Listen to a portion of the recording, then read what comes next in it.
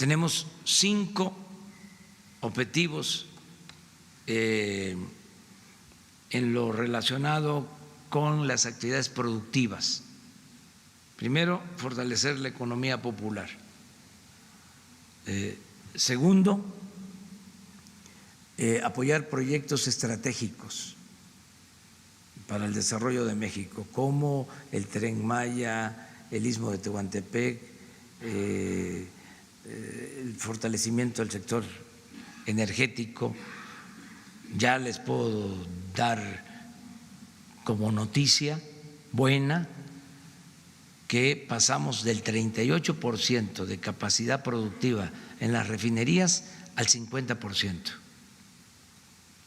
que ese es un buen dato, del 38 al 50% de capacidad instalada en las refinerías. Estamos produciendo más gasolinas en todas, en las 6 en total. Entonces, pero esa es la segunda. La tercera es fortalecer el mercado interno, y aquí viene lo del apoyo a textileros. Vamos a utilizar a la banca de desarrollo para otorgar créditos baratos, para apoyarlos, ¿sí?, y fortalecer la industria textil y la del calzado, entre otras industrias que generan empleos en el país y que reactivan el mercado interno. El punto 4 es un acuerdo que ya se está construyendo con la iniciativa privada de México para dar facilidades de inversión. Y el punto 5 es inversión extranjera y comercio exterior. Entonces, ¿por qué hablo de estas 5 acciones? Porque una de ellas va destinada a apoyar la industria textilera. Se genera un problema serio porque pues ustedes sabían de que había falta de estos medicamentos, dependen básicamente de una empresa que los produce. Habían 2 o 3, pero al final de cuentas esta empresa, ¿cómo le llaman ahora a los monopolios? Preponderante. La preponderante. Entonces, había una empresa preponderante, hay una empresa preponderante. No quiero yo adelantar vísperas, pero por falta de abasto o descuido o de manera intencional no se tenían los medicamentos, ¿sí? Y se tomó la decisión de comprarlos afuera. Me informaron de que era un asunto delicado y que incluso ya venía hasta la amenaza de que se iba a desatar una campaña en medios. Ese fue el reporte, pues, y no por la campaña, sino por la gravedad del asunto, cité con urgencia a una reunión a secretarios del gabinete, desde luego al secretario de Salud, al director del Seguro, al director del ISSSTE, al secretario de Hacienda, al oficial mayor de Hacienda, al secretario de Marina, al secretario de la Defensa, y les pedí que se implementara un programa para comprar los medicamentos donde fuera, que era urgente y que lo teníamos que hacer entre todos y prepararnos para que no volviera a suceder, que no tuviésemos emergencias, que no dependiéramos de un solo abastecedor, sino que tuviésemos opciones. Se vio legalmente si se podía hacer y la ley lo permite, que se compren los medicamentos en el extranjero. Y desde luego es un asunto de salud prioritario, y si seguimos teniendo estos problemas de abasto, vamos a seguir recurriendo a comprar en el extranjero. Primero, se están limpiando todo lo que era el manejo de las aduanas. Por eso el cambio. La persona que está ahora, Agüet, es una gente honesta, íntegra, que por eso lo nombramos, para limpiar aduanas. Ya se conoce históricamente uno de las áreas de más corrupción en el gobierno, ¿sí? Estamos metidos limpiando. Va a haber resultados ahí. Tenemos ese propósito de limpiar aduanas. Lo que dicen los textileros en este sentido es que efectivamente han notado la mano del gobierno en los directores de aduanas, que los directores de aduanas están en este perfil de cero corrupción que usted ha hablado aquí, pero son, digamos, los que están abajo, los despachadores, los que se están prestando a esta situación. Tenemos ese problema, es que en todo el gobierno, es que empezamos arriba, ¿sí? Tenemos problemas de inspectores en pesca, ¿sí?, en aduanas. O sea, lo que teníamos también como problemas, y sigue habiendo, pero menos, en migración.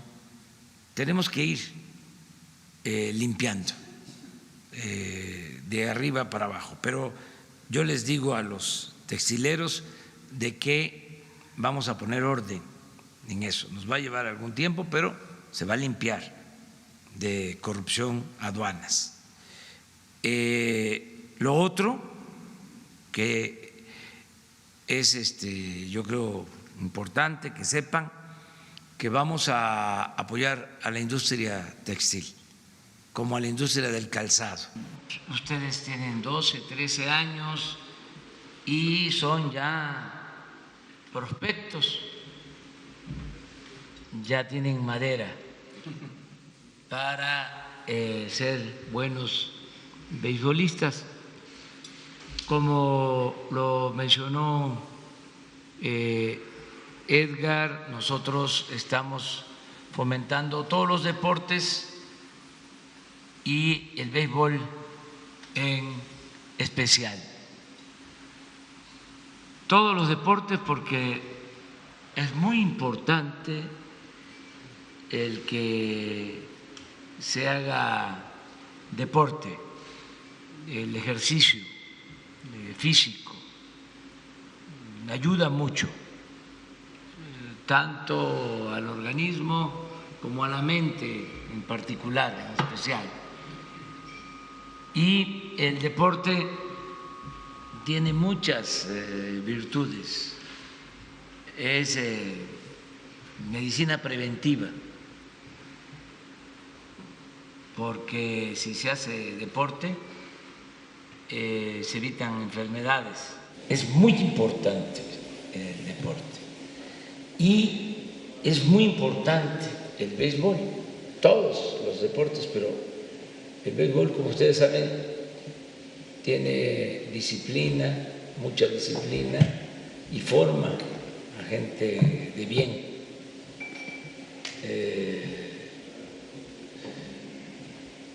Por lo general, los beisbolistas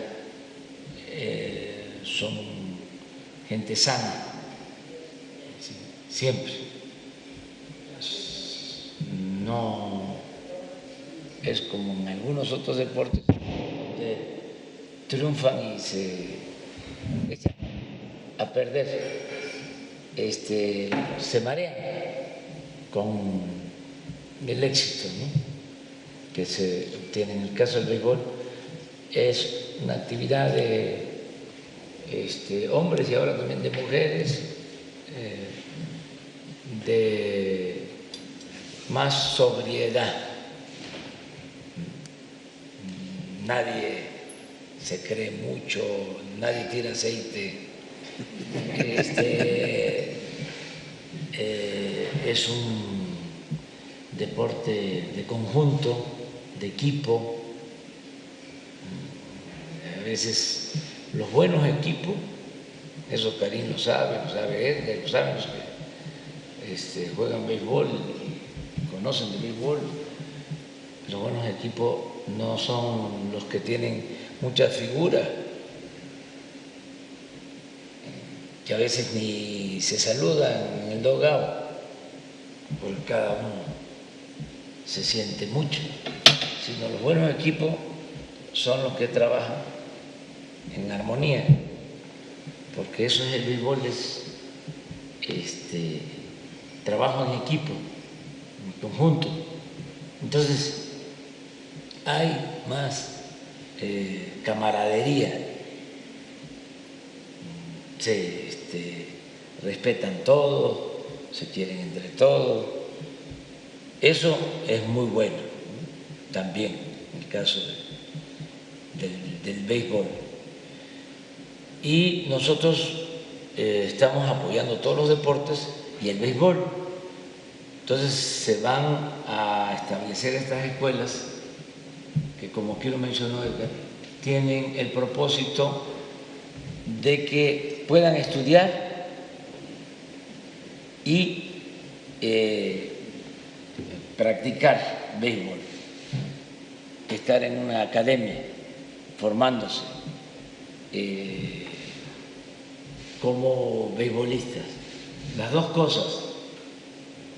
Si pasa el tiempo y no dan el ancho, terminan la escuela y les queda la carrera. Pero si salen adelante a jugar béisbol profesional en México y en grandes ligas, ese es el propósito. Muchas felicidades, de verdad,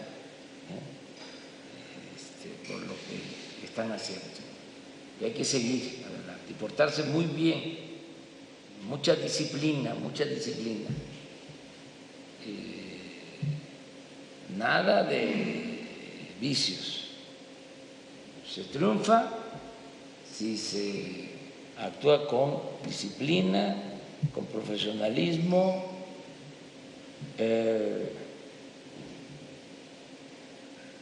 dedicados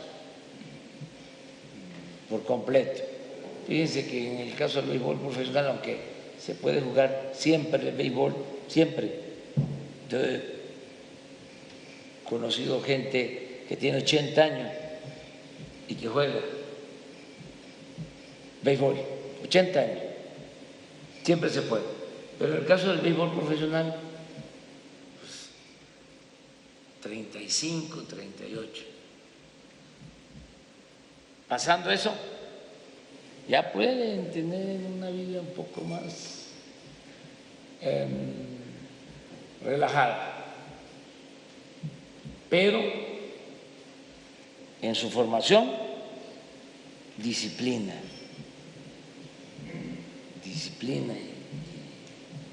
y no hacer cosas indebidas.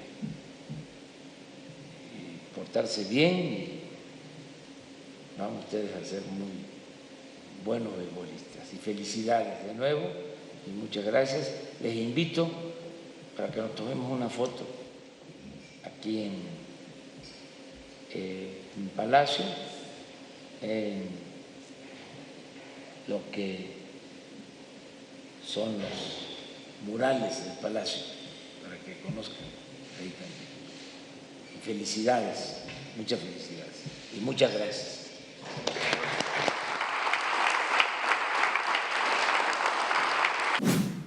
Gobierno de México.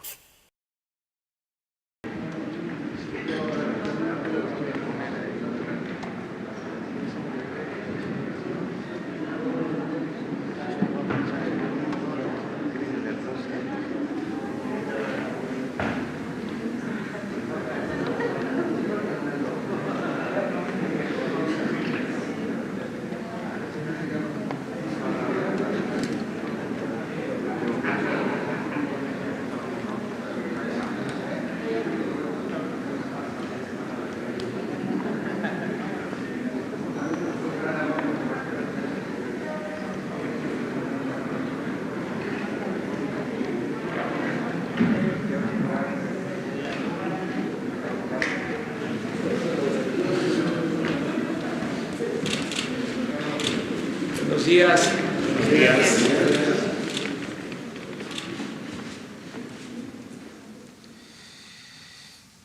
Pues como acordamos ayer, o nos comprometimos, mejor dicho, a dar información sobre la recuperación que se está logrando en la industria petrolera, en lo que tiene que ver con la producción de petróleo, de cómo se detuvo la caída que inició hace 14 años y que el año pasado hizo crisis porque se perdieron 200,000 barriles diarios.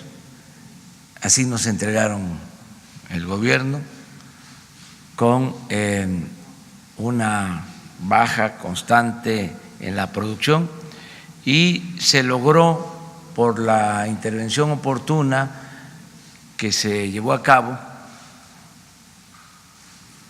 Aquí quiero destacar el apoyo que recibimos de ingenieros y de trabajadores de Pemex, tanto de base como de transitorios, que han ayudado mucho en el rescate de Pemex. Entonces, con los trabajadores y además con inversión, porque no se había invertido en Pemex, había como el propósito deliberado de arruinar a Pemex y a la Comisión Federal de Electricidad.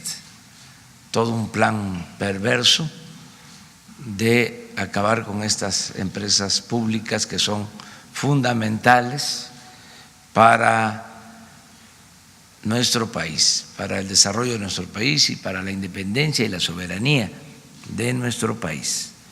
Entonces se logró estabilizar la caída. Ahora vamos a informar. En el caso de la producción petrolera ya empezó la recuperación, y también se hizo lo mismo en las refinerías, que nos las entregaron abandonadas por completo, paradas, muchas o varias de ellas paradas,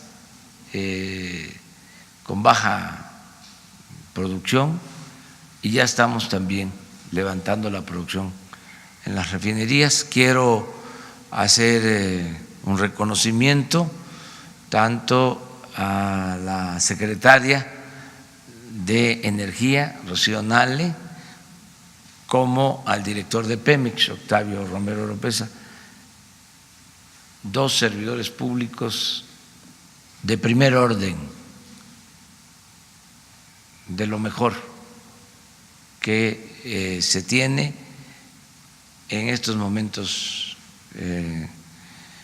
difíciles por los que estamos pasando, sobre todo por lo que ya vivimos al recibir Pemex en una situación deplorable. No hay que dejar de tomar en cuenta no olvidar que engañaron los tecnócratas y los que se dedicaban al tráfico de influencias, los que se sentían dueños de México, sus voceros, sus expertos, engañaron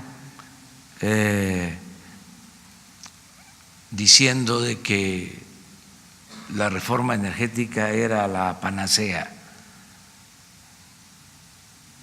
que si se aprobaba íbamos a estar mucho mejor, produciendo más petróleo. Para estas alturas íbamos a estar produciendo 3 millones de barriles diarios. Ahí están los documentos, hasta en los considerandos de la ley que se propuso. Y resultó que nos dejaron 1.700.000 barriles diarios, y en caída libre, en picada. Y no han dicho ni media palabra sobre ese despropósito, sobre ese engaño. Entregaron los contratos a particulares y apenas una empresa extranjera de los 107 contratos está produciendo una cantidad, por cierto,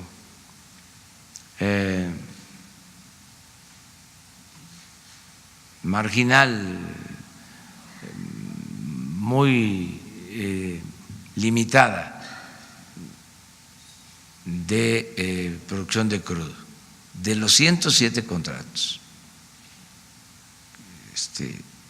Si no se hubiese intervenido con presupuesto, con inversión pública, imagínense cómo estaríamos. La crisis tan tremenda, económica y financiera, muy irresponsable lo que hicieron. Entonces, afortunadamente ya este asunto se está atendiendo y está saliendo bien. Hemos tenido suerte porque se está encontrando petróleo, es decir, hay nuevos descubrimientos, los campos que se están trabajando están resultando muy productivos, estamos invirtiendo bien. Antes, no se olvide, la poca inversión pública la destinaban a explorar y a perforar en el norte y en aguas profundas, donde no hay petróleo, donde cuesta mucho más sacar el petróleo. Estaban dejando de reserva para cuando terminaran de privatizar toda la zona petrolera,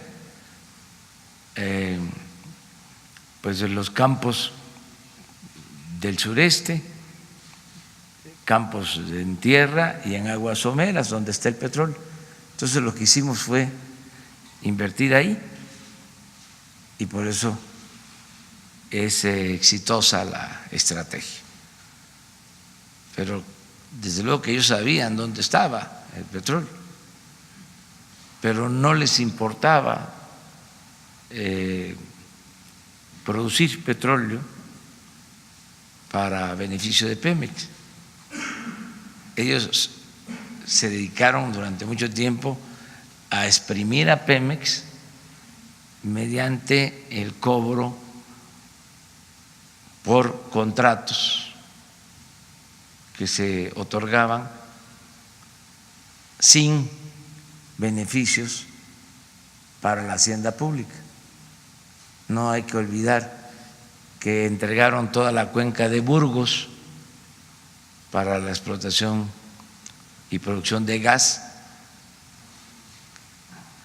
con el engaño también de que iba a aumentar la producción de gas en Burgos. Le entregaron un contrato jugosísimo a la empresa española Repsol. No hubo más producción de gas, pero se llevaron miles de millones de pesos en esos contratos. Buen negocio para las empresas, mal negocio para la nación. Entonces, eso ya no se permite y afortunadamente la nueva estrategia nos está permitiendo rescatar a Pemex, que va a convertirse en poco tiempo en la palanca del desarrollo nacional. Estamos invirtiendo ahora en Pemex para aumentar la producción, que tengamos materia prima y poder elaborar las gasolinas en el país, no comprarlas en el extranjero, y con esos excedentes que nos dé Pemex para mediados del gobierno vamos a tener recursos para apoyar sobre todo el campo. Vamos a sembrar el petróleo, vamos a utilizar los excedentes de Pemex para impulsar la actividad productiva en el campo y lograr también la autosuficiencia alimentaria. Esa es la estrategia que tenemos ya definida. Bueno, vamos a que Octavio Romero Oropeza nos informe y luego Rocío Nale sobre este tema.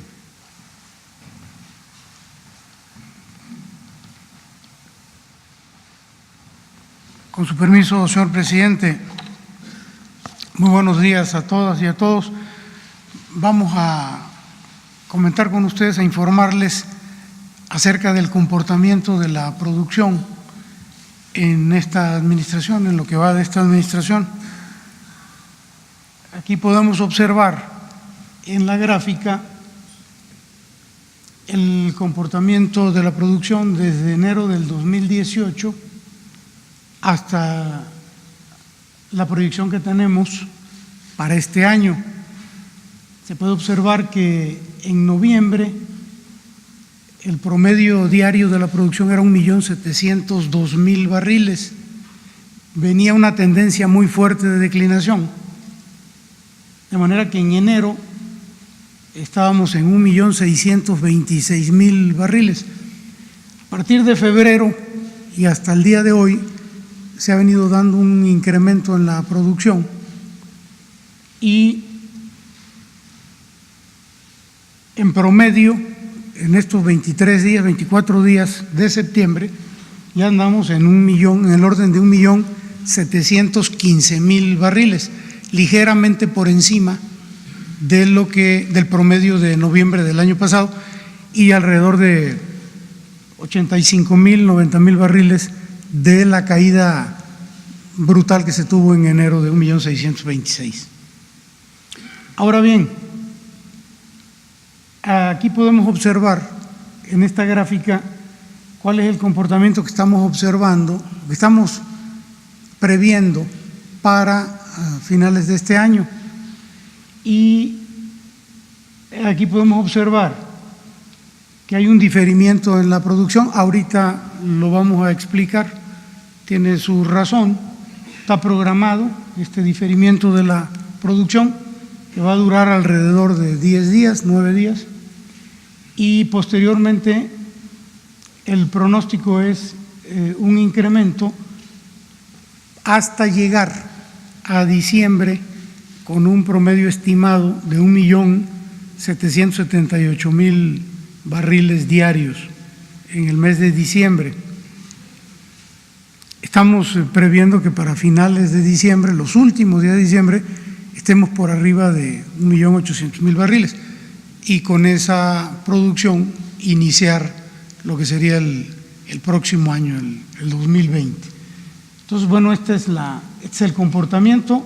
Se detuvo, como decía el señor presidente, la caída, se estabilizó y hay un ligero repunte en estos días ya. La que sigue, por favor. Estos son pozos de los campos nuevos que van a ir entrando a partir de esta semana y hasta fines de este año, y lo que nos va a lograr el incremento de la producción de la que hablábamos hace un momento. A fines de septiembre, es probable que ya en fines de esta semana, entre un pozo del campo Chiquín, el pozo Chiquín 22. En octubre entra el Civix 1, es un pozo del campo Civix. En noviembre entra otro pozo de Civix, otro de un campo que se llama Valeriana, otro de un campo que se llama Quesqui, en Tabasco. En diciembre estamos esperando que vayan a entrar varios pozos de varios campos, Chejecbal, Civix, Manic, Quesqui, y entran pozos nuevos de Izachi. Entra 1, 2, 3, 4, 5 van a entrar de Izachi en diciembre, que es el pozo, es el campo más importante de los 22 campos que se están desarrollando este año. Es un campo gigante, Izachi. Entra Yaxché, entra Chec, Pachil y Tetl, Hawk y Tlacame, ya estos sobre los últimos días de diciembre, si no es que el último día de diciembre. Entonces, estos son lo que tenemos pronosticado, tenemos previsto que van a entrar de aquí a fin de año, y por eso estamos hablando de este incremento de la producción. La que sigue, por favor. Ahora me voy a referir a lo que les decía del diferimiento de la producción. Eso que se veía en la gráfica como un descenso de la producción se deriva de un libramiento que se va a hacer en estos días. Comienza el día 1 de octubre. Una libranza es una suspensión de las operaciones en instalaciones de producción para hacer actividades preventivas o correctivas. A partir del 1 de octubre tenemos programado un mantenimiento en el buquetanque Yuncanap, que se llama en español es el Señor de los Cielos, esto es maya, lo cual implica un paro de 7 días y medio, y esto nos trae un diferimiento de producción de 661,000 barriles en estos 7.5 días. También, aprovechando que se va a hacer este mantenimiento, se va a hacer una libranza en 2 plataformas, la CAL C7 y la C8, también para un mantenimiento correctivo, y esto nos va a implicar, esto va a tardar un poquito más, 2 días más, y el diferimiento va a ser del orden de 356,000 barriles de aceite. Entonces, en suma van a ser más de 1 millón de barriles. Si nosotros promediamos ese más de 1 millón de barriles entre los días del mes, vamos a tener un diferimiento promedio diario de 32,000, casi 33,000 barriles, pero en los primeros 8 o 10 días no van a ser 33,000, se va a ver muchísimo más. Aquí estamos hablando del promedio. Por eso, en la gráfica, en el pronóstico de producción del próximo mes de octubre, se está planteando una producción promedio de 1.700.000 barriles. Este mes lo vamos a cerrar como con unos 715. Con este diferimiento de 32,000, estimamos que el próximo mes va a ser de 1.700.000. Si no tuviéramos el libramiento, estaríamos seguramente en 1.730.000, o sea, habría un incremento, pero el libramiento pues nos afecta de esa manera.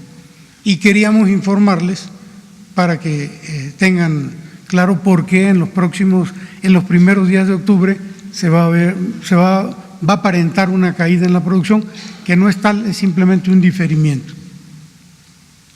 La que sigue, por favor. También queríamos comentar con ustedes algo que es bien importante y que tiene que ver con las reservas. Este año, 2019, por primera vez en los últimos 15 años, vamos a tener un incremento en las reservas 2P y 1P. Esto es producto, como lo decía el presidente, de la actividad exploratoria que hemos tenido y de la buena suerte.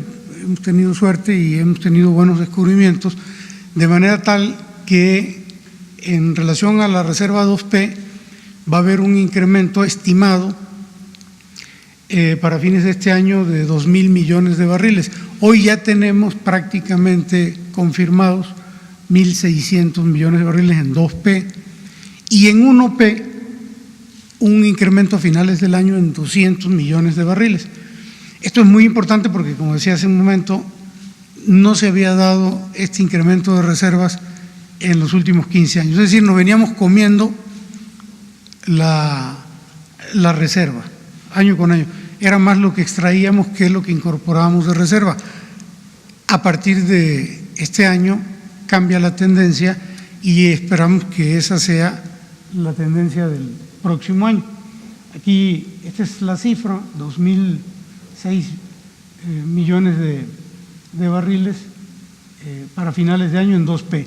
La siguiente, por favor. Esta es la 1P, 7.000 millones de barriles en 2019, arrancaríamos el 2020 con 7.200, el incremento del que les hablaba, y la idea es que año con año se vaya incrementando de manera tal que al término de esta administración la reserva 1P esté en el orden de los 8.8 mil millones de barriles. Entonces es una muy buena noticia porque esto va a la par. No solamente va a haber un incremento en la producción, sino también va a haber un incremento en la reserva. Entonces es importante. Pues, señor presidente, no sé si queda otra gráfica. Señor presidente, ¿sería cuánto?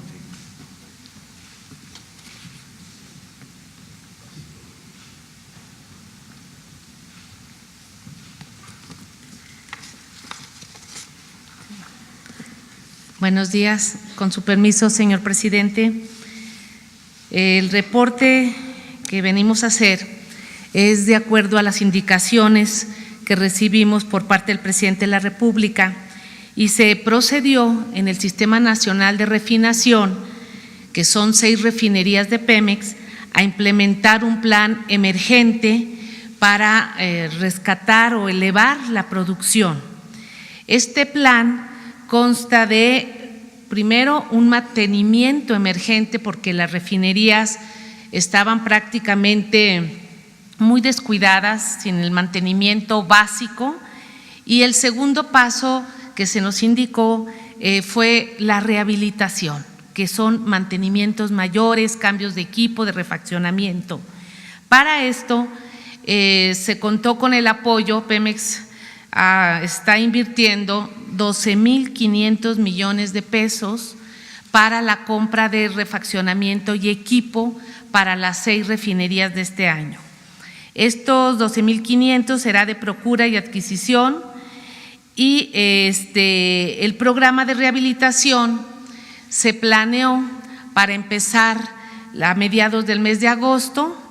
Sin embargo, empezamos con algunas plantas las primeras semanas de septiembre que estábamos esperando algún refaccionamiento que no había llegado y que hasta la fecha se están recibiendo por el Departamento de Procura. El mantenimiento, cabe indicar que se ha hecho por administración directa, es decir, los trabajadores de Pemex, de las refinerías, los técnicos, profesionistas, todo el reconocimiento, los obreros que traen un espíritu de primera, en verdad, de trabajo, de innovación, son los que han estado haciendo prácticamente el inicio de estos trabajos de mantenimiento y el inicio de rehabilitación. En esta gráfica se ve cómo recibimos en diciembre del 2018, el primer día fueron 507,000 barriles por día de procesamiento, lo que equivale a un 32% de la capacidad de proceso del Sistema Nacional de Refinación. Lo rojo es la producción de gasolinas, pero hay que recordar, y la gente que nos escucha, que también en la refinería se produce diésel, se produce combustóleo, se produce turbocina, otros elementos secundarios, pero bueno, aquí nos estamos nada más señalando la gasolina. Poco a poco fuimos elevando la carga con mantenimiento menor. A medida de que se estaban tomando acciones refinería por refinería, aquí se observa cómo se fue aumentando poco a poco la carga hasta llegar al mes de septiembre. El mes de septiembre, la semana pasada, traíamos 814,000 barriles por día de procesamiento, que equivale a un 52%. Hoy amanecimos con 779 porque la refinería de Minatitlán tuvo que bajar por un poro que salió en un serpentín, que es también por falta de mantenimiento de lo que estamos trabajando, pero sí alrededor del 50%, del 32% que recibimos, a un 50% en el sistema de procesamiento. Cabe señalar que empezamos ya desde agosto, primera semana de septiembre, a intervenir algunas plantas en las diferentes refinerías y al final lo vamos a ver. La siguiente gráfica es muy general. Adelante. Este es refinería por refinería: Cadereyta, Madero, Minatitlán, Salamanca, Salina Cruz y Tula. Entonces estamos viendo, empezamos desde enero, ya no nos fuimos a diciembre o noviembre cuando lo recibimos, sino prácticamente cuando empezamos a tomar acciones para estabilizar las refinerías, empezar a meterles a cada una diferentes cargas. Y este programa es en conjunto, no podemos hacer un programa separado para cierta refinería, porque por decir, si Salamanca tiene que intervenir una torre de destilación, se prepara Tula para poder absorber esa carga y que no caiga la producción. Este sistema trabaja en conjunto. Entonces aquí está cómo han ido procesándose y vemos cómo ya a final de agosto empezamos a elevar carga a pesar de que ya se empezó a intervenir algunas plantas. Esto es porque todo estos meses de preparación, de mantenimiento menor, nos sirvió para que las plantas pudieran aguantar, meterle más carga. Se han hecho trabajos, por ejemplo, ahorita vamos a ver unas fotografías donde, por ejemplo, en Salamanca se llaman platos, son unos platos muy grandes de acero inoxidable, de diseño, que salen muy mal en las rehabilitaciones y que ahora los trabajadores en el taller de Salamanca hicieron los platos. No los fuimos a comprar con el tecnólogo, los hicieron ahí. Por ejemplo, Cadereyta, es de reconocerle, hay unas tinas que se llaman tinas de vapor que estaban completamente chatarrizadas para poder aflojar el hidrocarburo en los intercambiadores de calor. Las rehabilitaron en menos de 2 meses, hoy están como nuevas y eso son horas hombre que se ahorra uno muchísimo y muchísimo dinero. Todas las refinerías tienen muchos intercambiadores y se está atendiendo todos esos equipos que los tenían abandonados. Entonces esto es en general cómo vamos trabajando y cómo nos estamos preparando para cerrar en diciembre, tal como le habíamos proyectado al presidente, con carga de 900,000 barriles por día. Esperamos cerrar el mes de diciembre o si se puede más, pues más. Y el próximo año, el 2020, viene la segunda etapa de la rehabilitación, donde tendremos que llegar al diseño de las refinerías. Si me permite, señor presidente, pasar un video muy breve para que vean el trabajo y el esfuerzo que han hecho los técnicos y los operarios de Petróleos Mexicanos.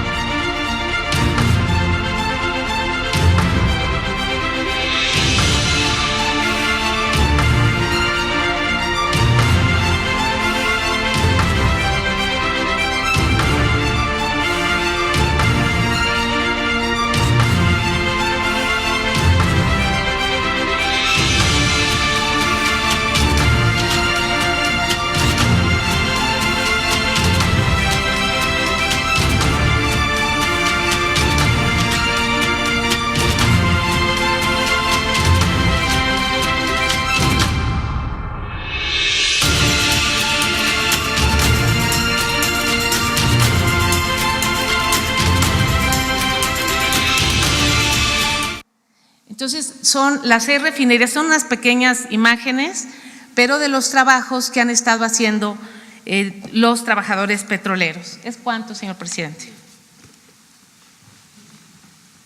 Bueno, es la información en general sobre este tema. Sí, presidente, buenos días. Buenos días.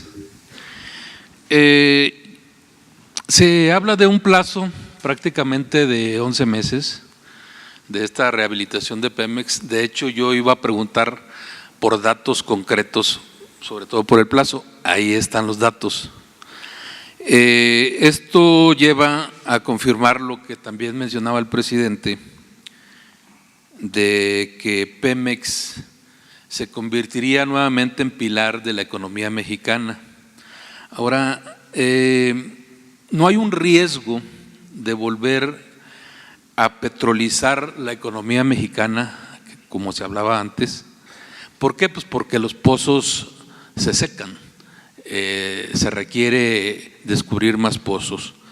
Si existe ese riesgo, esto no sería posible, lo que acaban de narrar, si no hubiera una participación entusiasta sobre todo de los trabajadores de Pemex. ¿Cómo está la relación ahorita con los trabajadores de Pemex? El compromiso, ¿de qué tamaño es la participación de los trabajadores de Pemex ahorita? Sobre todo obviamente de los sindicalizados. Y bueno, todo esto nos lleva también a pensar que si esto se hizo en 10, 11 meses, repito, pareciera una solución mágica. Pues ¿qué hicieron los gobiernos anteriores entonces en años, en décadas, ¿no? Si esto es posible en 10, 11 meses. Bueno, se me olvidó, presidente, Roberto Cruz de Grupo Impacto. Y tengo otra pregunta, pero no sé si hacérsela más adelante. Sí, muy bien. Bueno, esas dos cosas. Vamos a petrolizar la economía y la participación de los trabajadores en toda esta rehabilitación de Pemex. Sí, nosotros estamos impulsando al mismo tiempo todas las actividades productivas, pero era estratégico el recuperar Pemex, el rescatar a Pemex. ¿Cómo es estratégico recuperar la Comisión Federal de Electricidad? En las prioridades que definimos está el bienestar del pueblo, como lo primero, el mejorar las condiciones de vida, las condiciones de trabajo del pueblo de México, lograr el bienestar material y el bienestar del alma, la felicidad del pueblo. Por eso se están destinando más de 300,000 millones de pesos este año de apoyos directos a los mexicanos, sobre todo a los pobres, como nunca en la historia. Entonces, primero eso. Segundo, prioridad, el rescate del sector energético. Y eso es lo que estamos logrando. Porque esto implicó destinar recursos. Ahora Octavio les va a hablar de eso. ¿Cuánto ha significado la inversión en Pemex en comparación con el año pasado? ¿Y cuánto estimamos invertir el año próximo? Estamos ahorrando e invirtiendo en Pemex porque ya lo expresé. Pensamos que a partir del 21, cuando tengamos más producción, los excedentes de Pemex nos van a ayudar a financiar el desarrollo nacional, el petróleo como palanca del desarrollo. Esa es la estrategia, esa es la segunda gran prioridad. Y la tercera es la seguridad pública, la paz en el país, conseguir la paz. Es la manera en que estamos trabajando. Como mecánica de gobierno se decidió tener primero muy claro el mal que aqueja a México. Hicimos un buen diagnóstico, ya sabemos cuál es la enfermedad principal y la estamos atacando, la corrupción. Y cero corrupción y cero impunidad, eso es como el eje central. Y eso no solo nos ayuda a moralizar al país, sino nos está permitiendo liberar fondos para el desarrollo, para atender las demandas de la gente, las prioridades de la gente. Dentro de la estrategia también de gobierno se acordó de que no íbamos a tener 1,000 o 2,000 programas, sino 100, porque habían 1,000 o 2,000 programas, se pulverizaba la acción de gobierno, todo era aparato administrativo, aparato burocrático, y no le llegaba el beneficio a la gente. Por ejemplo, son programas los que estamos aplicando masivos. El apoyo a los adultos mayores es para 8 millones de adultos mayores. No es el atender a adultos mayores en una región, no, es un programa universal para todos. Las becas para estudiantes, 10 millones. El trabajo para los jóvenes como aprendices, 900,000. La pensión para niñas, niños con discapacidad, 900,000 hasta ahora. El apoyo a campesinos, 2 millones. O sea, sí, en general. Entonces, por eso no es solo una actividad, y era muy importante el recuperar para la nación el petróleo. No olvidemos lo que decía Rockefeller. Decía, el petróleo es el mejor negocio del mundo y el petróleo mal administrado es el segundo mejor negocio del mundo. Es decir, el petróleo es negocio. ¿Por qué? Habría que preguntarse.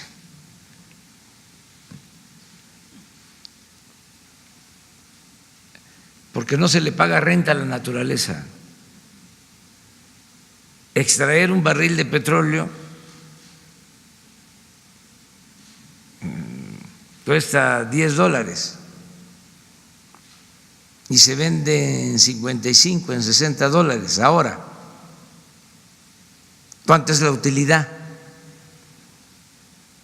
$40 por barril.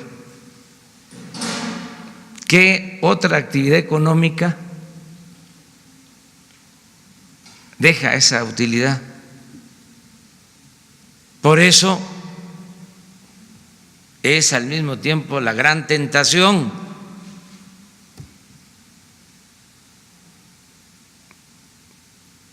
Por eso se fueron sobre el petróleo y querían la privatización por completo, que se dividiera esa utilidad.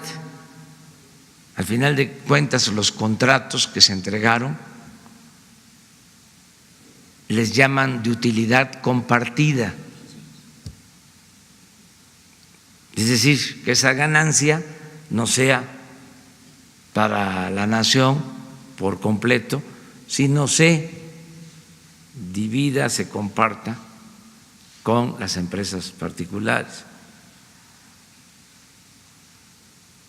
Se entregaron estos contratos así y lo que estamos esperando es que se produzca, porque ni siquiera se ha cumplido con invertir y con producir, aun cuando se van a quedar por obtener estos contratos con un porcentaje de las utilidades.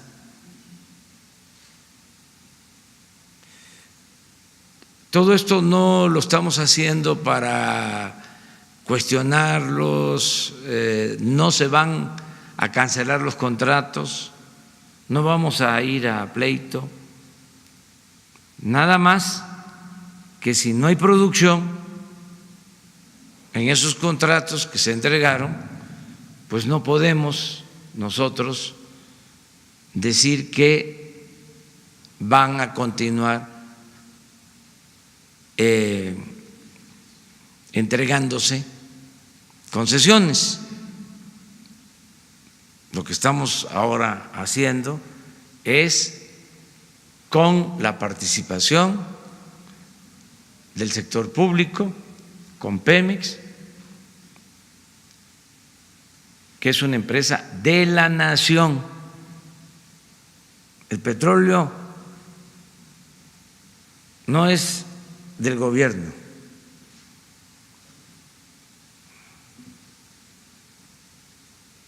ni siquiera es del Estado mexicano. El petróleo es de la nación.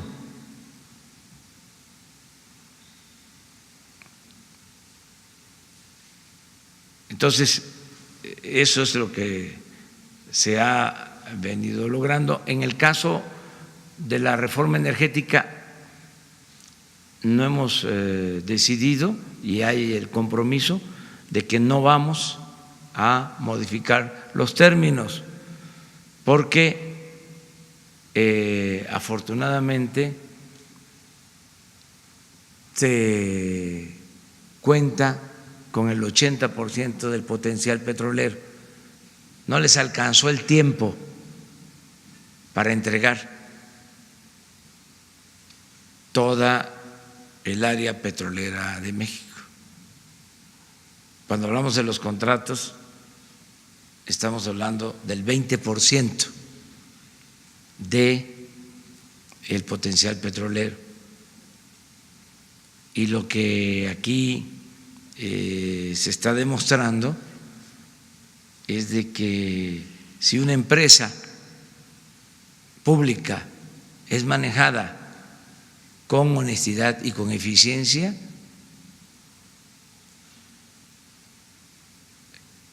rinde, y la utilidad es para la nación, es para todos. Entonces, eso es un poco lo de tu pregunta. Esto significa, presidente, que la apuesta para el desarrollo del país es definitivamente Pemex. Ahorita que hablaba de los programas sociales, de las becas. Es integral. Porque se acaban las subastas, se acaba el avión, se acaban los carros, se acaban las casas aseguradas, pero Pemex es la gran apuesta. Dos cosas, o tres. Primero, financiar el desarrollo de México, no permitiendo la corrupción, desterrando la corrupción y con austeridad. Eso es lo primero. Eso ya estamos viendo que rinde. Eso nos está funcionando. No estamos aumentando impuestos, no están aumentando los precios de los combustibles, no estamos endeudando al país y tenemos presupuesto y hay bienestar. Pero para tener más bienestar, ¿sí?, ¿qué necesitamos? Es, desde luego, mantener cero corrupción, cero impunidad, cero lujos en el gobierno, ¿sí?, y agregarle dos componentes más, dos elementos más al plan. Uno, la recuperación del sector energético, porque significa ingresos para la nación. Ya les decía, no hay ninguna empresa tan rentable como Pemex. Incluso es de las empresas, aun cuando quisieron acabarla y se esmeraron en lograrlo, se empeñaron en eso, sigue siendo a nivel mundial de las empresas más rentables y va a ser mucho más. Entonces, es el sector energético, ¿sí?, el complemento. Y lo otro que nos va a permitir desarrollar más al país y convertir a México en una potencia con dimensión social, que se logre más crecimiento económico. Porque al tener más crecimiento económico, pues es empleos, es bienestar, son finanzas públicas más fuertes, son más ingresos, más recaudación. ¿Cómo conseguir esto del crecimiento económico? Lo que estamos haciendo, apoyo a la economía popular, apoyo a proyectos productivos estratégicos, fomento a la inversión privada, el que se logre el acuerdo en Estados Unidos y en Canadá para la aprobación del tratado comercial, el que siga llegando inversión extranjera. Nos ayuda mucho también el que se sigan incrementando los volúmenes de remesas lo que envían nuestros paisanos, que está creciendo mucho, lo que envían a sus familiares, 35,000 millones de dólares al año en promedio. El pronóstico es que este año y el próximo va a crecer las remesas como nunca en la historia. Está creciendo como nunca también la inversión extranjera y el comercio exterior. Entonces, todo esto tiene que significar crecimiento económico y así no vamos a depender solo del petróleo, sino de toda la actividad económica en su conjunto. ¿Cómo está la relación empresa-trabajadores? La relación es buena porque se logró el aumento en el salario mínimo y esto tuvo un impacto para aumentar los salarios en general. Este año, lo que les comentaba, este año los inscritos en el Seguro Social en promedio están recibiendo 11,500 pesos mensuales, salario promedio. Es también el más alto que se había registrado. Y yo espero que esto siga mejorando, siga fortaleciéndose el salario, también hacerlo de manera gradual, poco a poco, pero siempre recuperando lo que perdió el salario en todo el periodo neoliberal. O sea, ya nunca más aumentos de salario por abajo de la inflación, como sucedió en varios años de los 36 del periodo neoliberal. Entonces, desde luego, no podemos de la noche a la mañana recuperar todo lo perdido. Es un proceso gradual, paulatino, porque necesitamos mantener las empresas, mantener las fuentes de trabajo.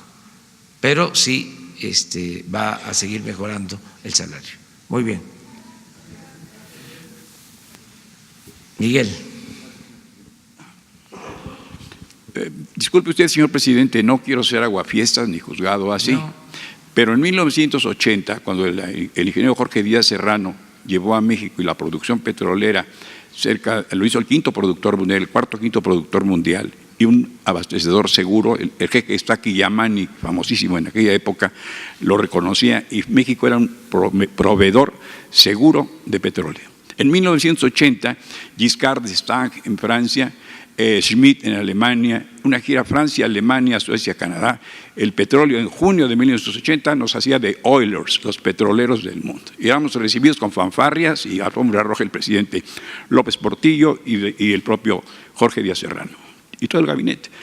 En fin, un año después, exactamente un año después, el 6 de junio de 1981, Jorge Díaz Serrano sale de la Dirección de Petróleos porque bajó el petróleo y el mundo le dijo, bueno, está bajando el petróleo, tienes que bajarme los precios, sigo comprando a ti. Hubo miembros del gabinete de don José que le dijeron, no, esto es imposible, y se llegó a firmar, el que no nos compre el petróleo hoy no le volveremos a vender a nada. Y el mercado mandó, el mercado decidió. ¿Cómo prever, señor presidente, que todo esto, que entonces, junto con el petróleo, la prioridad del presidente López Portillo, los energéticos, era el sistema alimentario mexicano, alimentar al país? Y dependía, puso en manos, en la suerte del petróleo, el futuro de la nación. Y ese precio, ese futuro, parecía rozagante, promisorio, maravilloso. Se iba a administrar la abundancia. Y cataplum, un año después exactamente, el petróleo descendió bruscamente de precio y todo ese sueño y toda esa promoción y toda esa oferta de que nos iba a ir muy bien se desvaneció totalmente. Simultáneamente, nuestros técnicos, con todo el Instituto Mexicano del Petróleo que había entonces, y esto rima con la ciencia y la tecnología y el CONACYT, se cerró o no han producido o no produjeron a los técnicos que esa gran riqueza requiere una mejor preparación, como Statoil en Noruega, donde hemos estado también allá. Y un gran mexicano de apellido de la Madrid dirigía Statoil, era un prominente mexicano de Tampico, Tamaulipas, el que estaba ahí en Statoil en Noruega. Bien, hoy día se cortan planes para la ciencia y la tecnología. Dice Ruy Pérez Tamayo, ese eminente científico mexicano, que en las grandes crisis es lo que se debe actuar al revés, meterle más a la ciencia, invertir más en educación y en la tecnología. ¿Cómo prever entonces, cómo prepararnos, cómo pone usted un escudo a todo este magnífico plan? ¿Quién podría oponerse o criticarlo o poner limitantes de bienestar para 120 millones de mexicanos, el progreso de la nación? Prever una caída, un tropezón, ¿cuánto nos costaría y cómo iría? No quiero ser aguafiestas, pero cómo también se puede ver el anverso y el reverso de la medalla. Gracias por su respuesta, señor presidente. No, muy bueno tu planteamiento. Mira, nada más hay situaciones distintas. Para empezar, en aquel entonces los precios del petróleo estaban altos, no es el caso de ahora. Los precios están pues a la mitad de lo que costaba el petróleo durante el gobierno de Fox y de Calderón. Ellos tuvieron la suerte de contar con los precios más altos del petróleo en toda la historia. $100 por barril promedio. Entró muchísimo dinero que se desperdició, para decirlo de manera benévola. En efecto, cuando López Portillos y cuando el ingeniero Díaz Serrano se hablaba de que nos preparáramos para administrar la abundancia, y se apostó solo al petróleo, se caen los precios y se genera la crisis o se precipita la crisis que ya se venía padeciendo. Ahora es distinto. Nosotros estamos hablando de aumentar poco a poco la producción y llevarla a 2.600.000 barriles para el 2024. Estaríamos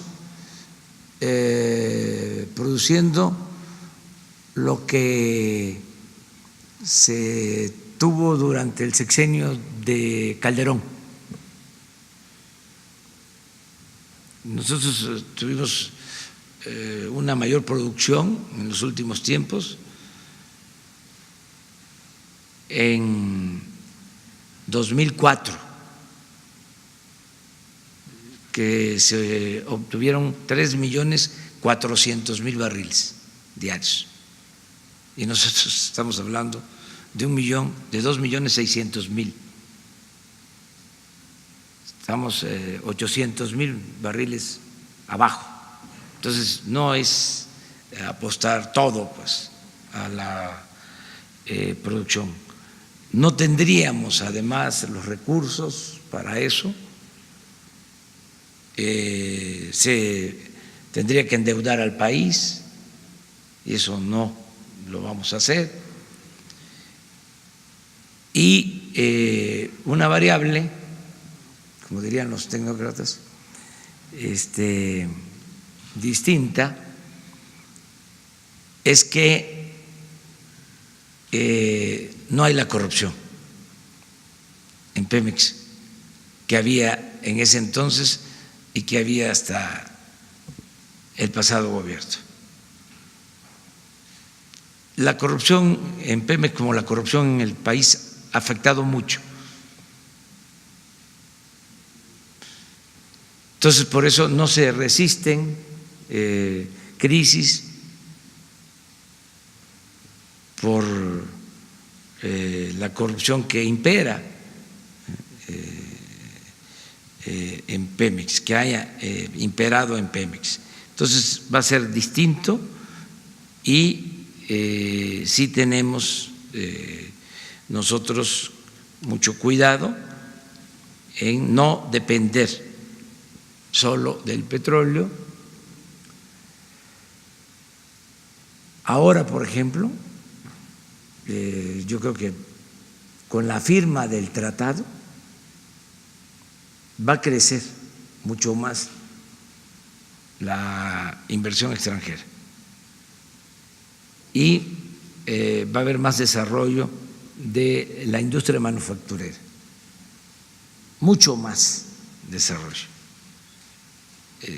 tanto para el mercado interno como para la exportación. Se están dando condiciones favorables, no solo en el caso del petróleo, es más, en el caso del petróleo hay hasta nubarrones en lo internacional. En lo que tiene que ver con el comercio exterior, para el caso de México hay condiciones favorables. Por eso nos importa mucho el que se apruebe el tratado, porque le conviene a México y le conviene a Estados Unidos y le conviene a Canadá. Pero sí estamos tomando en cuenta eso y el modelo mejor, el más racional, precavido, responsable en cuanto a explotación petrolera es el de Noruega. Ellos, por ejemplo, tienen que dejar de sus ingresos petroleros, ¿sí?, recursos para un fondo que le corresponde a las nuevas generaciones. O sea, nosotros vamos a utilizar el petróleo para la actividad productiva, se va a sembrar el petróleo, a eso me refiero.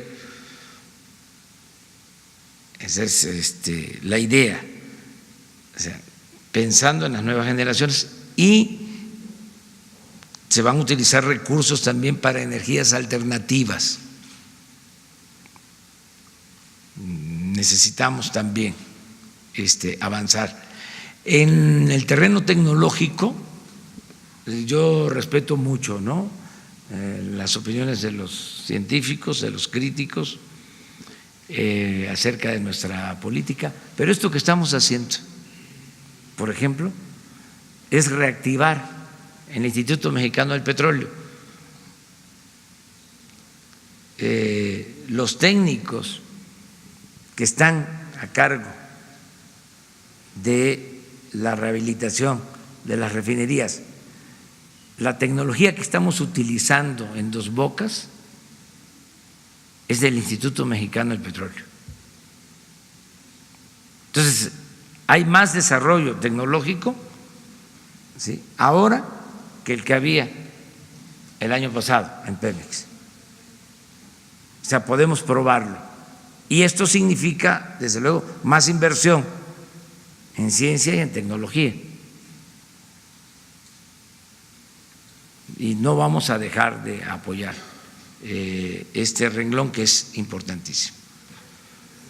A ver, miren, pero nos quedaron ayer pendientes para cumplir.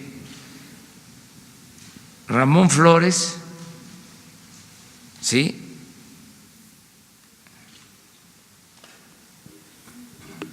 Muy buenos días, presidente, secretaria y director. Ramón Flores, corresponsal de Los Ángeles Press de Guadalupe, Lizárraga.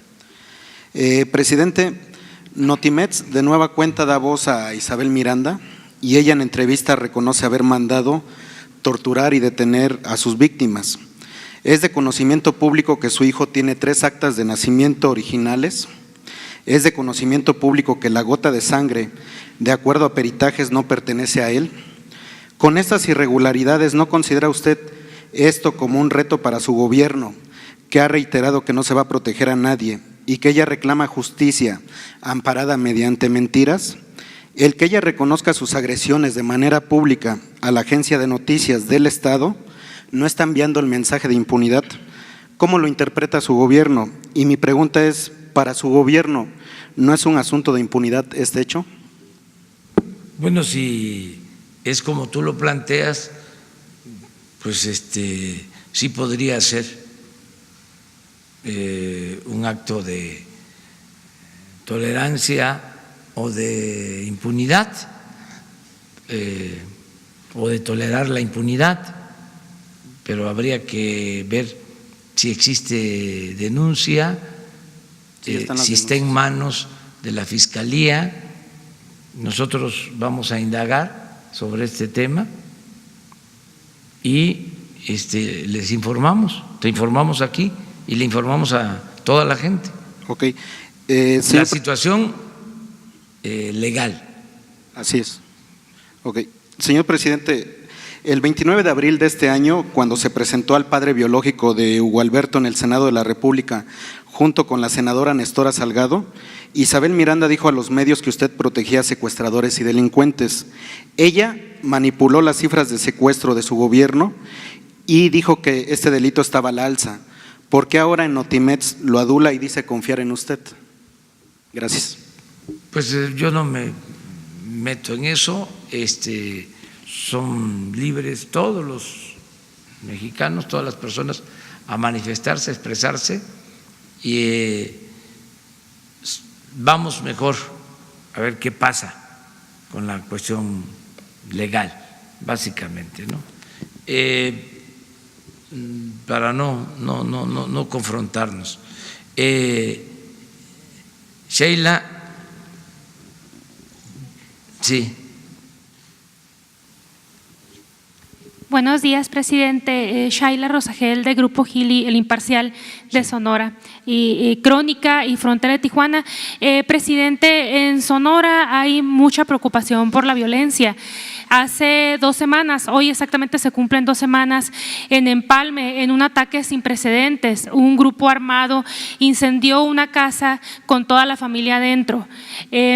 Falleció lamentablemente un pequeño de 7 años quemado vivo de este ataque. La mamá y la niña de 2 años quedaron con severas heridas de gravedad en más del 90% de su cuerpo. La mamá falleció ayer, la bebé está en Sacramento, California, siendo atendida. Empalme forma parte de estos 5 municipios en donde a través de la estrategia de seguridad se colocó un mando militar al frente de las policías municipales. Le queremos preguntar, presidente, ¿qué información tiene sobre avances en materia de seguridad en Sonora, en la mesa de seguridad? Y se comentó también en la reunión que hubo en Guaymas que se tenían detectadas a las bandas que operan en la región. Entonces, ¿qué se está haciendo para que estas bandas dejen de cometer estos crímenes? Y sobre todo, presidente, pues también, ¿qué puede hacer el Estado para combatir este nivel de violencia y deshumanización que se está viviendo pues ahorita en el norte, en Sonora, que lleva pues a estos grupos armados a quemar vivos a niños, como ocurrió? Lamentablemente por estos hechos, hasta por el luto, se suspendió el grito en Empalme, y pues la sociedad sonorense está bastante afectada y dolida por este hecho. Vamos a pedirle al secretario de Seguridad Pública que venga y que informe sobre la situación en Sonora de seguridad, cómo estamos, ¿sí? Y qué se está haciendo, como tú lo planteas, para frenar esta ola de violencia, ¿no?, en Sonora. Vamos a pedirle a él que informe. Yo en lo general te digo que todos los días estamos atendiendo este problema. Acabo de hablar de que es una prioridad la seguridad. Nos estamos dedicando de tiempo completo a eso, y yo sigo seguro, optimista de que vamos a conseguir la paz en el país, que vamos a avanzar. estamos haciendo todo lo que está de nuestra parte y son varias las razones por las que tengo seguridad y optimismo, en lo que fundamento mi optimismo. Primero, porque trabajamos todos los días con esto. Segundo, porque estamos trabajando en forma coordinada de Ejército, Marina, Policía Federal, policías estatales, acuerdo con los estados. Le estoy dando atención diaria al problema, no estoy delegando el asunto de seguridad a nadie, lo estoy atendiendo personalmente. Por eso se reúne todos los días el Gabinete de Seguridad y yo lo encabezo, y está el secretario de la Defensa y el de Marina, estamos todos los días.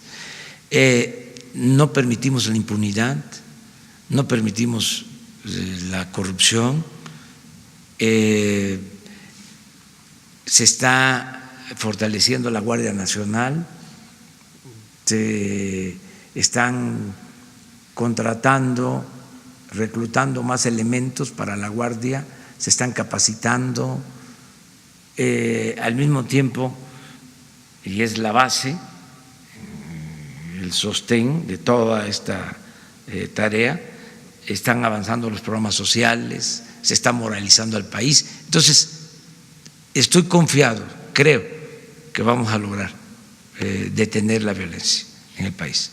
Presidente, ¿qué mensaje le envía a los empalmenses y a los sonorenses, pues que sí están verdaderamente muy impactados por este ataque, principalmente a los niños, ¿no?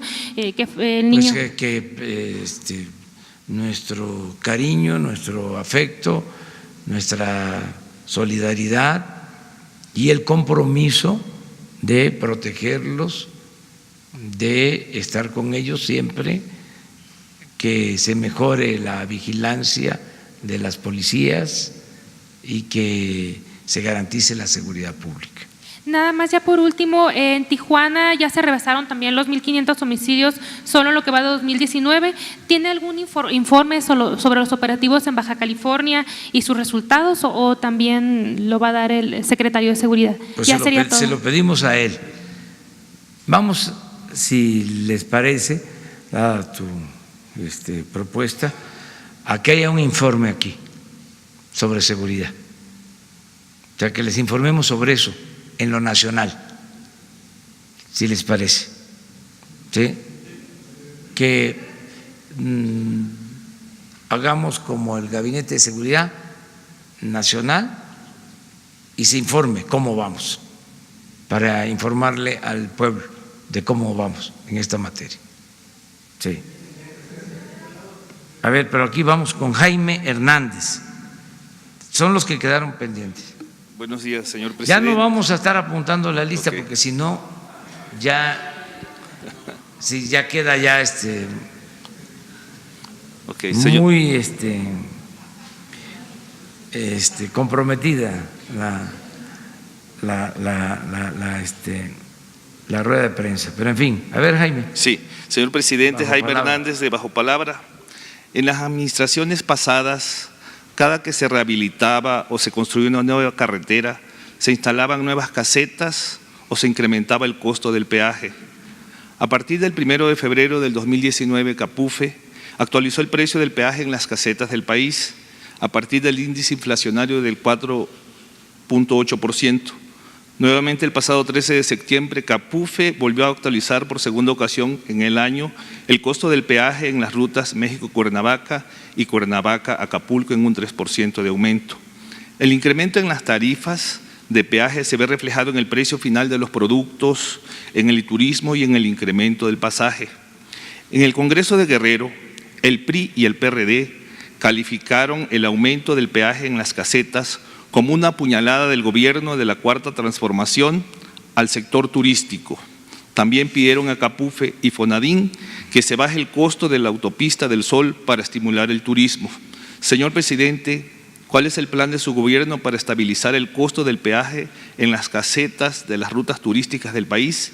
Y también saber si se tiene considerado bajar el costo de la autopista del Sol, una de las más caras y que siempre está en reparación con el fin de estimular el turismo en ese destino de playa. Sí, mire, yo me enteré del aumento del precio de las carreteras de cuota, el aumento en la tarifa hace como una semana, y se llevó a cabo este aumento hace como 3 semanas, según me dicen. Me enteré porque pasé por una caseta y me dijeron eso. Se quejaron conmigo de que había aumentado 2 pesos en la caseta donde pasé. No voy a decir cuál porque no quiero que vayan a tomar represalias, ¿sí? Con los cobradores, pero bueno, que habían aumentado 2 pesos. Y le dije, déjame ver, voy a investigar de qué se trata, porque sí me sorprendió lo del aumento. Y luego pedí información, y la información que tengo es que aumentó la tarifa de conformidad con la inflación. Es decir, que eso fue lo que hicieron, aumentar, en el caso de Capufe, la tarifa de acuerdo a la inflación. Si el aumento es mayor a la inflación, entonces se tiene que corregir. ¿Por qué si es un aumento de acuerdo a la inflación? Porque si no aumentamos de conformidad con la inflación, entonces sería bajar, ¿sí?, la tarifa, y yo no me comprometí a eso. Yo me comprometí a que no iban a aumentar los precios en términos reales.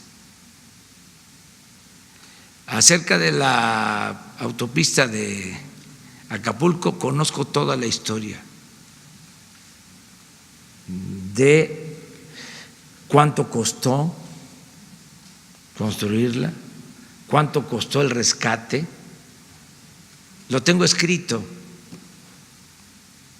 Yo creo que es la carretera más cara del mundo. No, ya le ganó la de Mazatlán a Durango después. El costo de las carreteras en el periodo neoliberal es un buen tema para la investigación sobre las obras públicas y la corrupción en México. ¿Sí? Esa carretera de Acapulco la rescataron en el gobierno de Zedillo. Pedían creo que $400 millones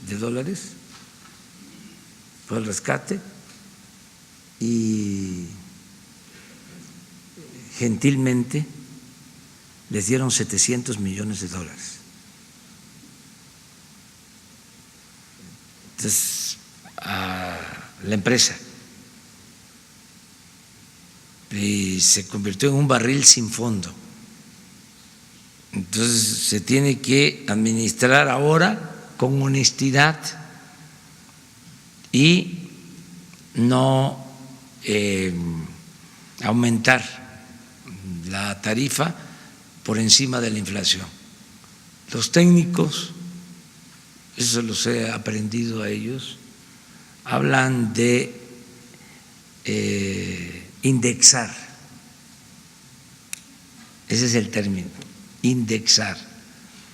Es decir, en este caso es que los precios se mantengan de acuerdo a la inflación. Eso es lo que vamos a aplicar en el caso del cobro de las tarifas. O sea, que quede claro esto. Si hay una carretera concesionada en donde la tarifa está aumentando más de la inflación, se tiene que corregir. Esto por lo que tiene que ver con Capufe. Sí, lo otro depende de las concesiones, pero no pueden abusar, aunque sean carreteras concesionadas. Si Capufe mantiene esta política, pues lo más correcto, indicado, es que todas las concesionarias actúen de la misma manera. Muy bien.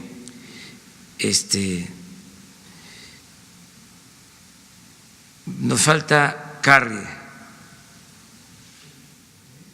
de Radio Pública de Estados Unidos. ¿Está aquí? No vino. Vámonos con dos, ¿no?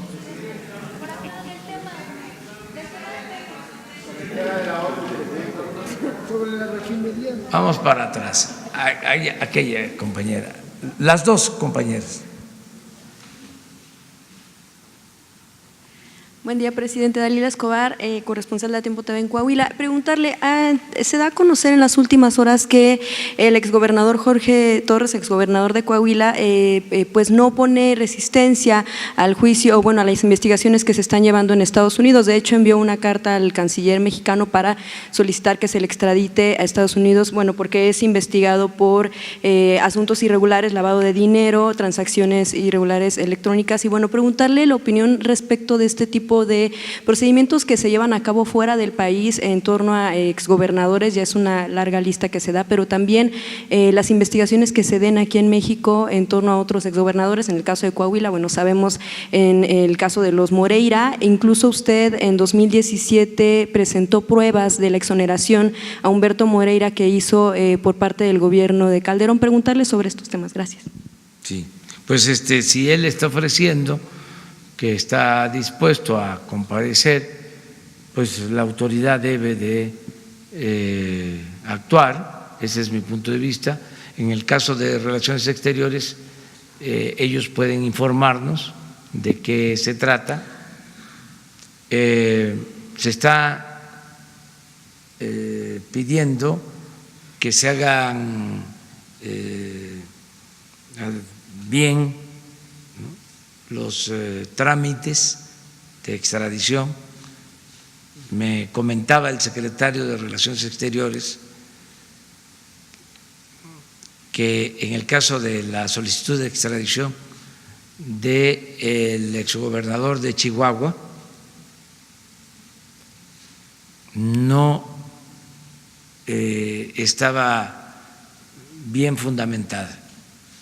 O sea que cuando se presentó la solicitud, al parecer no se hizo adecuadamente, o sea, de conformidad con lo que establece la norma, y que eso estaba ocasionando el que no se procediera. No sabemos, pero lo informo. No sé exactamente, pero mañana lo informamos, porque le vamos a pedir a Marcelo Ebrard que nos informe sobre este tema. También, bueno, preguntarle si… Lo de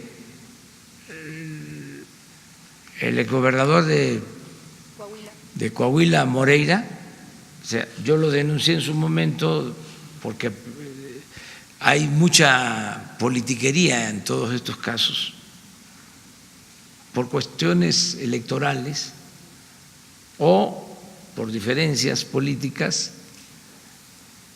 y debemos de alejarnos de eso. Tenemos que ver las cosas con profesionalismo, con objetividad y con apego a la verdad, ¿no?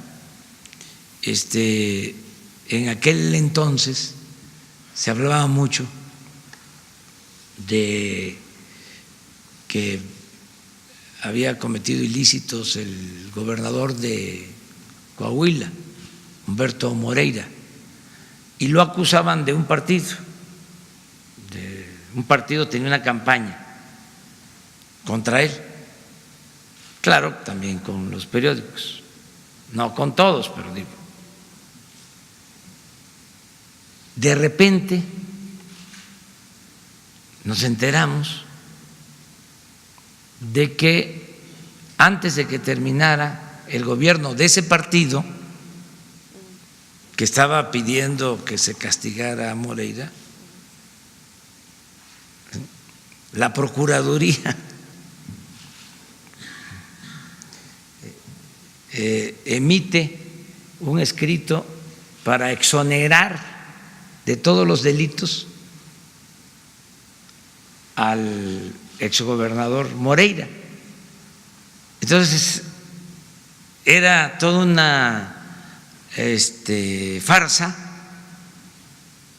O sea, por un lado, públicamente diciendo Moreira corrupto y debe de ir a la cárcel, cuando por cochupos, enjuagues, arreglos que se hacían, porque eran especialistas en arreglarse, se ponían de acuerdo, se exonera a el exgobernador Moreira y se hace la exoneración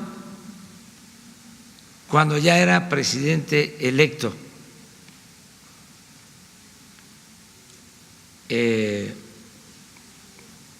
licenciado Enrique Peña Nieto, y estaba por salir el licenciado Felipe Calderón.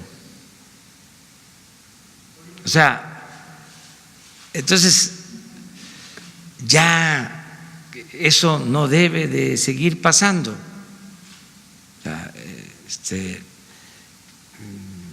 ahora hay una asociación que se llama Mexicanos por la Corrupción. No, sí me equivoqué. Mexicanos en favor de la corrupción. Que no es así, no. Sí, que dirige Claudio X González y otros adversarios nuestros, ¿no?, que se han dedicado a sabotearnos legalmente. Son los que promueven los amparos en contra de las obras. Sí, no quieren que hagamos nada, están molestos, quieren que siga el mismo régimen de corrupción. Imagínense defendiendo el proyecto del aeropuerto en el lago de Texcoco, que era el saqueo más grande que se tenía preparado, el atraco más grande que se iba a hacer al pueblo y a la nación.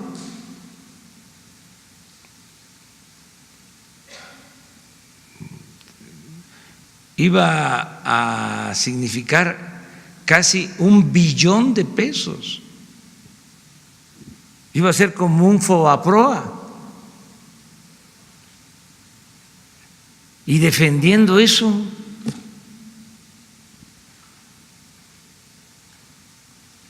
por eso me confundí y dije de que eran mexicanos en favor de la corrupción. Me recuerda mucho al pacto, ¿se acuerdan el pacto que firmaron?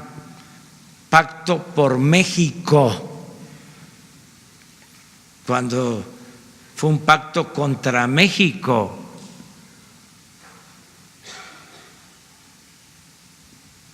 Bueno, ya terminamos. Presidente, Falta nada más la compañera. Nada más una pregunta. Faltaba otra pregunta. El tema de Altos Hornos de México, saber si usted tiene información respecto de si en efecto va a haber una venta, si el comprador posiblemente podría ser Tech Int, si tuvo que ver la visita de Pablo Roca y que, bueno, la reunión que tuvo con usted hace unas semanas, si tiene que ver con la probable compra de Altos Hornos de México. No, si tiene información. no, eso también es una volada. Vuelan mucho. No tiene nada que ver con eso. O sea,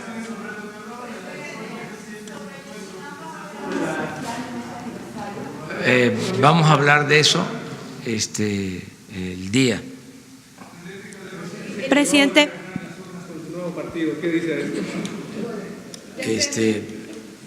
Sin comentario. Presidente, buenos días.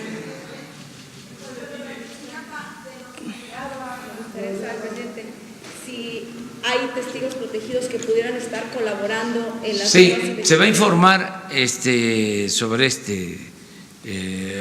asunto, se va a seguir informando. Ya se tuvo una reunión con el fiscal, los familiares, y Alejandro Encina va a presentar un informe. Vamos a informarles sobre eso. Presidente, sí. Presidente, buenos días.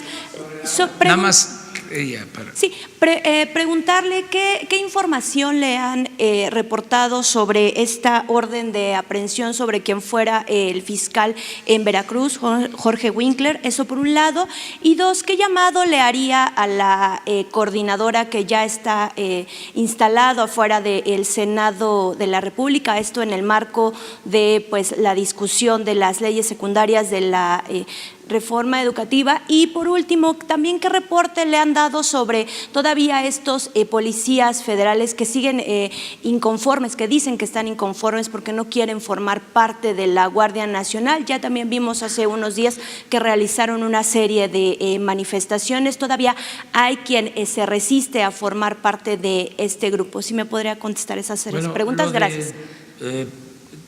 Que actuaba como procurador en Veracruz. No tengo mayor información porque eso lo está atendiendo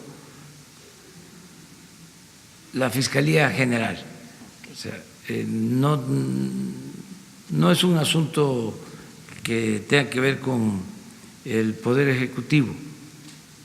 O sea, lo de los policías, se está llegando a un acuerdo con ellos para que pasen voluntariamente a la Guardia Nacional. Los que no deseen pasar a la Guardia Nacional van a tener opciones para pertenecer a un cuerpo que se va a encargar de vigilar las instalaciones del gobierno. ¿Sí?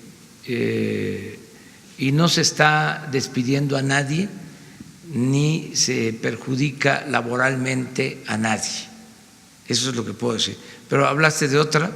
De la coordinadora que está ya fuera ahí en el Senado de la República. Pues es su derecho de manifestación.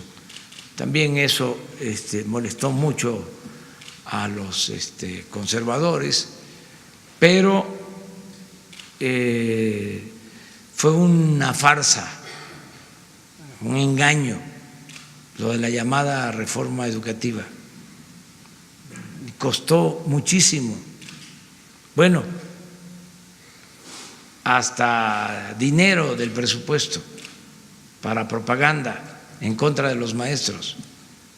Y no hubo resultados. Lo que hubo fue sufrimiento, hasta perdieron la vida personas por este enfrentamiento, encono, discordia, desprestigio a las maestras, a los maestros, y todo por la carga ideológica, precisamente de estos personajes como Claudio X González, o sea, muy conservadores, no quiero usar otra palabra porque sería más fuerte, pero a lo mejor sería más clara. Me autolimito, pero sí se molestaron mucho por eso, por algo que no beneficiaba en nada a la educación, al contrario, todo por el afán privatizador. Ya deben de irse acostumbrando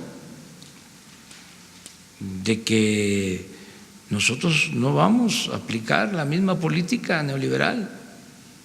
Ya estamos en tiempo o en la etapa post-neoliberal. Ya quedó atrás esa política antipopular, entreguista, de corrupción, de injusticias, de privilegios.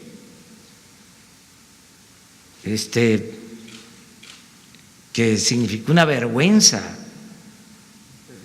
para todos. La fama de México era de violencia y de corrupción, que es lo que tenemos que ir atendiendo, que vaya cambiando esa imagen. Entonces, ¿cómo vamos a seguir con lo mismo? Tenemos que cambiar. Ya no está permitido robar, ya no se pueden hacer jugosos negocios al amparo del poder público.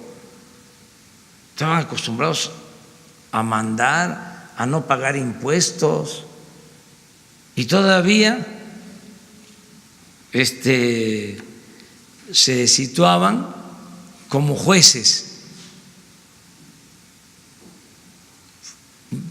Suponiendo que se llamara este organismo Mexicanos contra la Corrupción, le preguntaría, ¿qué hicieron si la corrupción estaba legalizada en la época en que ellos simulaban que combatían la corrupción? ¿Por qué no dijeron nada de que Salinas en 1994 modificó el Código Penal para que la corrupción no fuese delito grave? ¿No lo sabían ellos?